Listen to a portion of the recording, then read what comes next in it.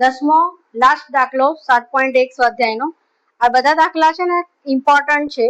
8, 9, 10 અને છઠ્ઠો, 7મો 2 mark 3 mark માં આવે છે.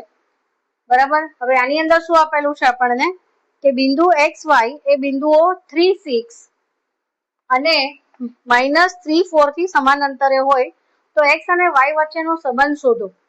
હવે આની અંદર મેળવો, મતલબ સંબંધ મેળવો. તો આની અંદર છે ને આપણે x અને y ની વેલ્યુ નથી શોધવાની, એટલે ઓલામાં જતા જ નહીં કે x શું હશે ને y શું હશે. ઇમેજિન બી નહીં કરવાનું કે ધારો કે x આમ હશે y આમ હશે, કાંઈ આપણે ધારવાનું નથી થતું. બરાબર છે. હવે આની અંદર આ બિંદુ આ બંનેથી સમાન અંતરે છે, એટલે AP બરાબર BP. તો AP નો વર્ગ બરાબર BP નો વર્ગ, રૂટ થી છુટકારો મેળવવા. એ સમજી જવાનું, બંને બાજુ વર્ગ કરું ને એટલે સમજી જવાનું કે રૂટ થી છુટકારો મેળવવાનો. હવે AP એટલે મેં પહેલા હંમેશા x લીધું છે, PA લીધું છે, કેમ કે x માઇનસમાં નો આવે એટલે. તો x -3 નો વર્ગ વત્તા y -6 નો વર્ગ, આ AP છે.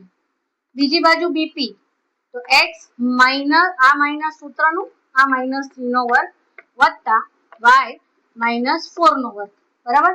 તમને અત્યારને એમ લાગશે કે બહુ ફાસ્ટ જઉં છું, પણ જેમ જેમ તમે દાખલા કરતા જશો ને એમ તમને બી એમ થશે કે હા ઠીક છે, આ તો ઈઝી છે. હવે a - b the whole square વાળો ફોર્મ્યુલા, x² - 6x + 9 આનું જવાબ, y² - 6 દુ 12y વત્તા 36. પછી આ બાજુ x², હવે આ +3 થઈ જશે એટલે +6x + 9, કારણ કે માઇનસ માઇનસ પ્લસ થઈ જશે એટલે આને તમારે સોલ્વ કેવી રીતના કરવાનું, x + 3 ની જેમ. x + 3 નો વર્ગ કરતા હોય ને એવી રીતે, એટલે અહીંયા આગળ પ્લસ આવશે, જે અહીંયા માઇનસ આવ્યું ને એ અહીંયા પ્લસ આવશે, કેમ કે અહીંયા x + 3 થઈ ગયું. y² - 8y + 16. કેવી રીતના એવું 8y?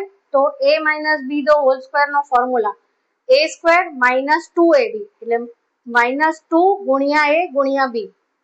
તો b માં 4 છે તો 4 દુ 8y અને b નો વર્ગ એટલે -4 નો વર્ગ 16 થાય. હવે અહીંયા આગળ જુઓ, હું અલગ ચોકથી કરું એટલે તમને આઈડિયા આવે. x² ની ડાબી બાજુનો x² ની જમણી બાજુનો x² ઉડી જશે. સેમ એવી રીતના આ છે એની ડાબી બાજુનો y² ની જમણી બાજુનો y² ઉડી જશે.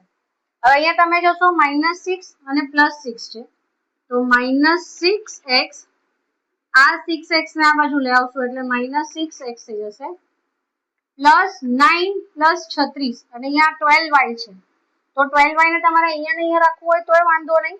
તો અહીંયા પહેલા 12y લઈ લો, અહીંયા આ -12y જ રહેશે, કારણ કે હજી આ ની ડાબી બાજુનું જ છે, એટલે સાઇન ચેન્જ નહીં થાય. જમણી બાજુનો નંબર તમે ડાબી બાજુ લાવો ને તો સાઇન ચેન્જ થાય, એટલે આને આપણે આ બાજુ લાવશું, આ ની જમણી બાજુ છે, એને આપણે આ બાજુ લાવીએ છીએ એટલે આ +8y થઈ જશે. ઠીક છે, સમજાય છે? હવે આપણે અહીંયા કરીએ છીએ બરોબર. હવે તમે જુઓ કયા કયા નંબર વાપરી લીધા આપણે. હા, બરાબર જોજો ધ્યાનથી. જો આ 6x આવી ગયું, આ 6x આ બાજુ આવી ગયું, ની આ બાજુ એટલે આ -6x થઈ ગયું. આ 12y ત્યાં ને ત્યાં જતું, એ નીચે ઉતારી લીધું, -8y લઈ લીધું. હવે કયા નંબર વપરાયા નથી? તો જો પહેલા અહીંયા 9 ની જમણી બાજુ જ છે એટલે એને એઝ ઇટ ઇઝ રહેવા દીધા મેં. હવે આ 9 ને અને આ 36 ને આપણે આ બાજુ લઈએ છીએ, આ ડાબી બાજુ છે એને જમણી બાજુ લઈ જઈએ છીએ એટલે -9 અને -36. સમજાઈ ગયું? મેં શું કર્યું, x અને y વાળા નંબર એક બાજુ કરી લીધા અને જે ખાલી નંબર હતા ચલ વગરના એને, એટલે અચલ નંબર હતા એને એક બાજુ કરી દીધા. હવે અહીંયા -12x અને અહીંયા 12 માંથી 8 જાય તો -4y, કારણ કે 12 મોટો છે એટલે માઇનસમાં જવાબ આવશે. હવે અહીંયા બી જો તમે 9 ઉડાડો હોય તો ઉડાડી શકો, બરાબર. 9 - 9 0, 36 માંથી 16 જાય તો -20, 6 માંથી 6 જાય તો 0, 3 માંથી 1 જાય તો 2, -20. હવે જો બધા નંબર માઇનસમાં છે, ધ્યાન આપજો, તો બધા નંબર પ્લસમાં કરી નાખો અને પ્લસ બધા નંબર 4 થી ઉડે છે, 4 થી ભાગી શકાય છે, એટલે -4 થી ભાગી શકો. -4 વડે ભાગતા, એટલે બંને બાજુ તમારે -4 વડે ભાગી નાખવાનું. તો આને માઇનસ તમે ઇમેજિન કરો, -4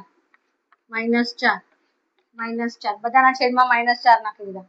માઇનસ માઇનસ કટ, 4 તેરી 12, 3x minus cut plus 4 4 cut y is equal to minus cut 4 પંચા 20. આ x અને y નો સંબંધ મળી ગયો. બરાબર છે? ચેક કરતા રહેજો આન્સર. મારી ભૂલ હોય તો મને કહેતા રહેજો. એન્જોય.